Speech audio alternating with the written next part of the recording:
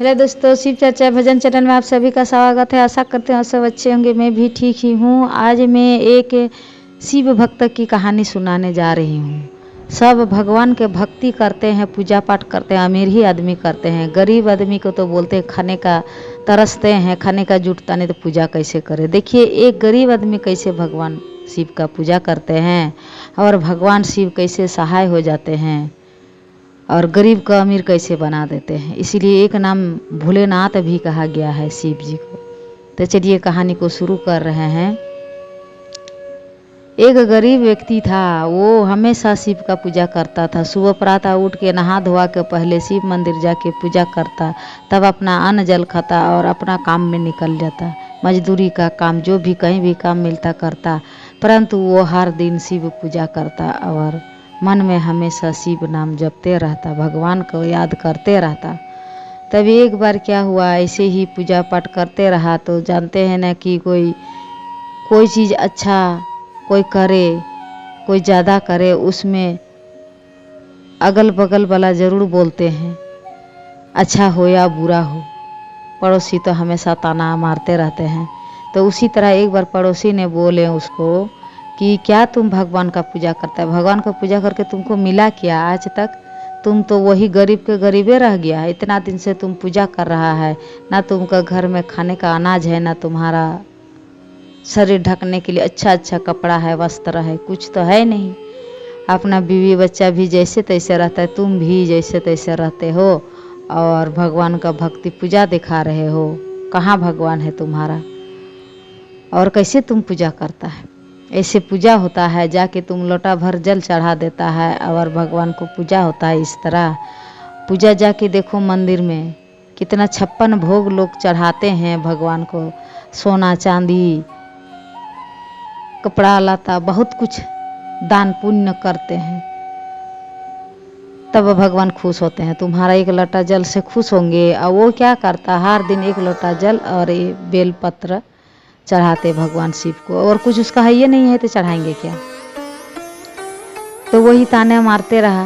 वो कभी गरीब आदमी किसी भगवान से कुछ मांगा नहीं और वही बोला कि कोई बोला था वही। कभी कोई बोलता है ना तो ऐसे दिल को छू जाता है, इस तरह बात कोई बोलते हैं तो उसका मन में वही लगा कि भगवान को हम पूजते हैं और नाम लेंगे, बस इतना भगवान हमें कृपा कर दे कि हर दिन हम सुबह उठ के भगवान का नाम ले सके और भगवान का हम सुमरन करते हमारा और काम करते जीवन कट जाए।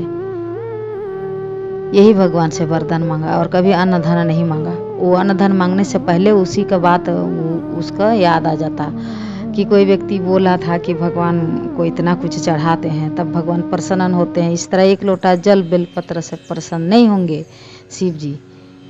तो वो उसको वही बात, गरीब व्यक्ति को वही बात याद आता है और वही तो बोलते हैं कि साफ मन में अगर श्रद्धा भक्ति हो तो जो गरीब है उसका भाव है और जो अमीर है वो कभी कभार, कोई अमीर है, सब अमीर नहीं, कोई अपना अहंकार में डूब जाते हैं कि हम इतना कुछ देते हैं, मेरा दिया हुआ में प्रसन्न है, खुश है भगवान। इसी तरह उसका दिन बीतता गया परंतु वो गरीब ही गरीब रहा और कभी कुछ किसी से कुछ शिकायत ना किया, ना भगवान से शिकायत किया। वो बस अपना श्रद्धा भक्ति से वो पूजा पाठ सिर्फ करते रहा और शरीर मन तन उसका तंदुरुस्त था, अच्छा था, स्वस्थ ठीक था। वो हर दिन कमाता खाता। तो एक बार क्या हुआ, वही शिव मंदिर में एक सेठ आया पूजा करने। तो सेठ जी इतना चढ़ावा चढ़ाए मंदिर में, कुछ बोले होंगे भगवान से, कुछ मांगे होंगे, इसीलिए उसका मुरादे पूरी हो गया तो इसीलिए आके चढ़ाएं।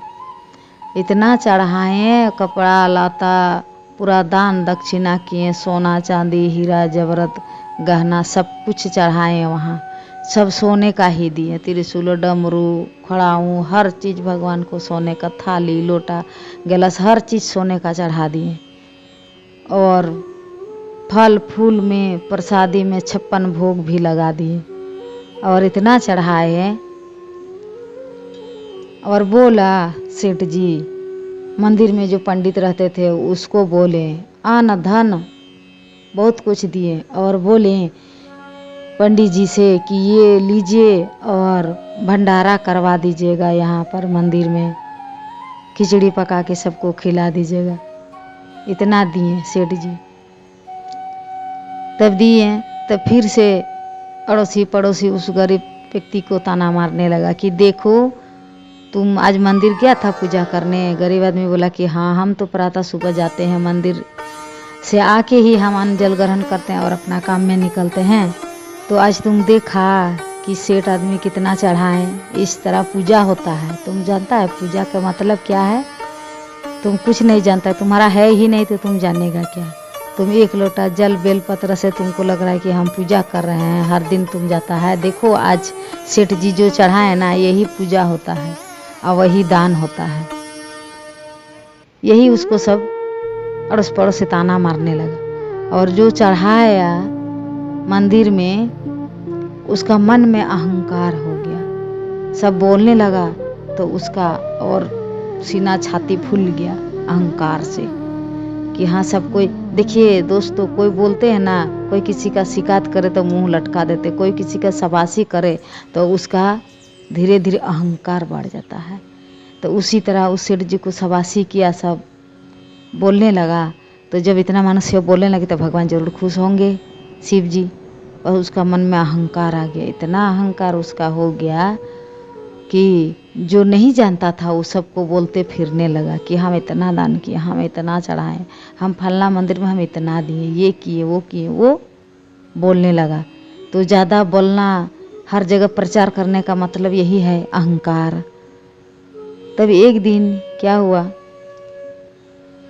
उसका अहंकार बढ़ गया और वो गरीब आदमी का कुछ नहीं मन में, वो ना लोभ ना लालच ना कुछ नहीं। जो जैसा बोल रहा है वो तो शुरू से ऐसा है ही। कितनों लोग ताना मारे फिर भी वो अपना वो धर्म नहीं छोड़ा, पूजा पाठ अपना धर्म का रहा वो छोड़ा नहीं।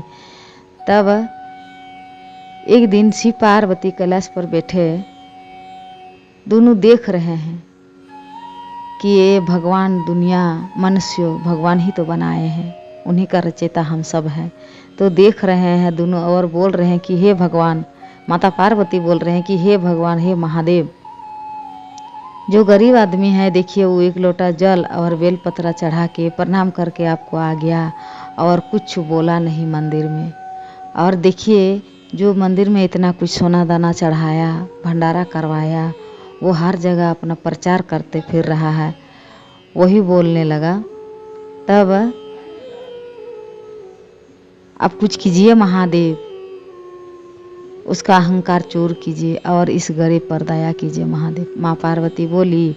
तो शिव जी क्या किए, उस दिन रात को उस सेठ का सपना में आए कि बोले, शिव जी आके सपना में सेठ जी से बोले कि तुम्हारा बहुत अहंकार हो गया, तुम इतना कुछ चढ़ाया हमको प्रसन्न करने के लिए, खुश करने के लिए, परंतु हमारा खुश होगा जब तुम एक गरीब आदमी आएगा सुबह और एक लोटा जल और बेलपत्र लेके, उसको तुम अन्न धन दान देगा, तब हम खुश होंगे। और नहीं तो तुम क्या सोच रहा है कि इतना हम चढ़ाएं तो भगवान खुश हो गए हैं, हम खुश नहीं हैं। ये तो तुम्हारा अहंकार चढ़ाया, तुम मेरे मंदिर में जो चढ़ाया तुम्हारा अहंकार चढ़ाया, तुम तो दान पुण्य नहीं किया। तुम दान करेगा, जो सुबह आएगा एक लोटा जल बेलपत्र लेके, उसको तुम दान दो, तब तुम्हारा पुण्य होगा।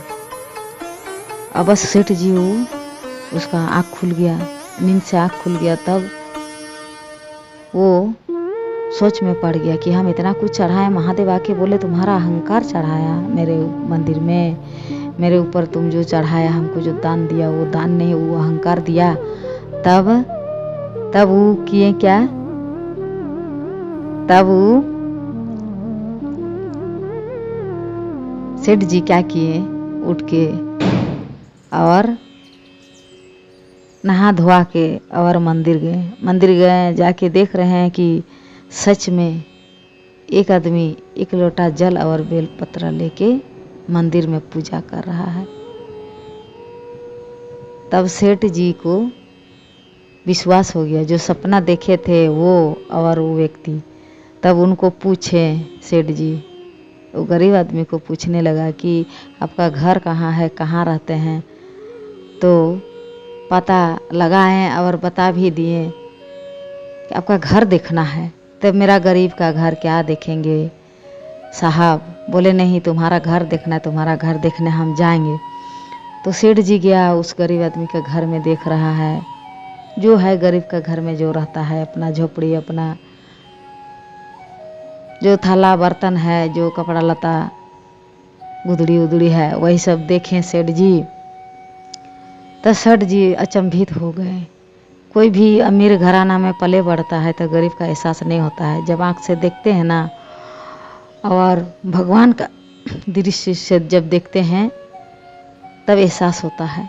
तब उस सेठ जी का मन में आया कि इतना गरीब है और भगवान का भक्ति करता है, पूजा करता है, इसके लिए भगवान बोले तो इसको तो कोई भी देख के, इस गरीब को देख के सबको तरस आ जाएगा। इसीलिए भगवान भी इससे तरस खा के हमको सपना में दिए।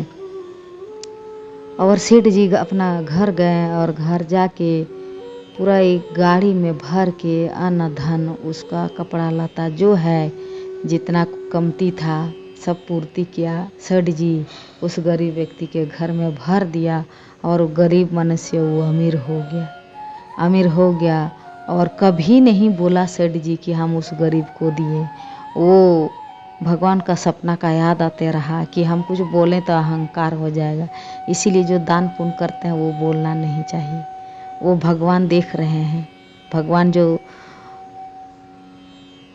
है वो हम सबको देख रहे हैं। जो भगवान ने हम सबको रचाए हैं, बनाए, वो हम सबको देख रहे हैं। हम लोग क्या करते हैं, गलत करते हैं, सही करते हैं, पाप धर्म का, पाप पुण्य का लेखा जोखा कैसे होता है वो देखते हैं तब ना होता है।